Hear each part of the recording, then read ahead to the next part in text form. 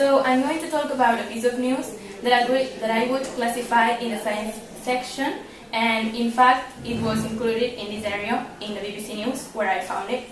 While the main topic of the whole news is that scientists have eventually managed to establish a successful connection between the brain of two lab rats, allowing one to communicate to the other via cables. Before moving on to the content, I would like to point out why did I choose this matter, and well, in fact, I guess that it was the most outstanding discovery or improvement that had been last published. It also influenced myself in the thinking process, the fact that it is the first ever brain-to-brain interface. Now, focusing on the story, I would say that the most shocking thing about all is how the scientists, how they brought about all the experiment. The team were Miguel Nicolalis and all his team. What they did is they kind of connected one brain of the rat to the other via microelectrodes. And the first thing they did is train pairs of rats in order to check if the second rat could receive what the first rat did.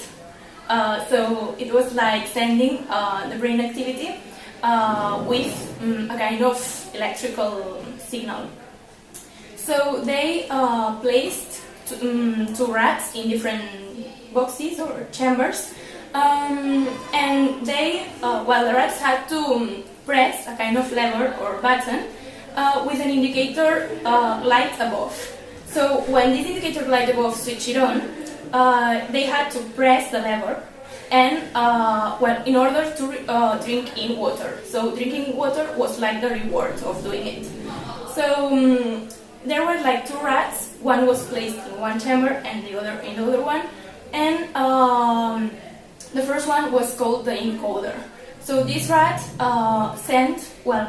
its brain activity was sent as an electrical signal to the brain of the other rat, which was called the decoder. This decoder rat had no idea or no visual clue, no indicator light in the levers. There were two levers, here we can see it, and this one had no idea of which one had to be pressed. So it had to rely on the signal transmitted by the encoder. To finish with, all this, the scientists were willing to know which was the maximum success rate, and they found out that it was about the 70%.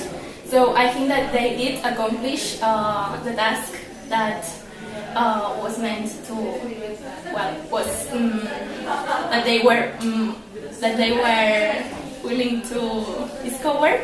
And I think that it is interesting to know what happens in the science world and know how it works.